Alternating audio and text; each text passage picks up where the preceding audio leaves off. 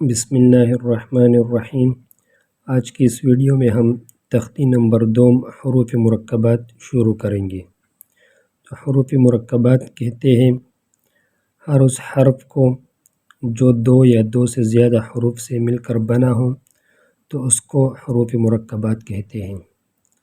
اور مرکبات یہ جمع ہے مرکب کی، اور مرکب کہتے ہیں عام زبان میں، عام لغت میں مرکب کہتے ہیں کہ جب ایک چیز 2 یا 2 سے زیادہ چیزوں سے مل کر بنے تو اس کو ہم مرکب کہتے ہیں۔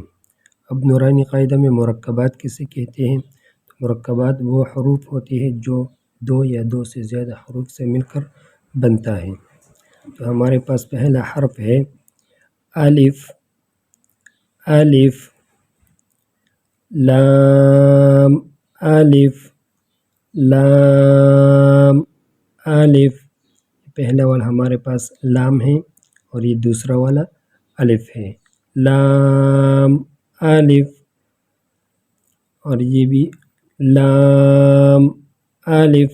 یہ کالا والا لام ہے اور یہ لال والا الف ہے۔ لام، الف، لام، الف۔ پھر یہ والا حرف ہے با، الف، با، الف۔ یہ کالا والا با ہے اور یہ لال والا الف ہے۔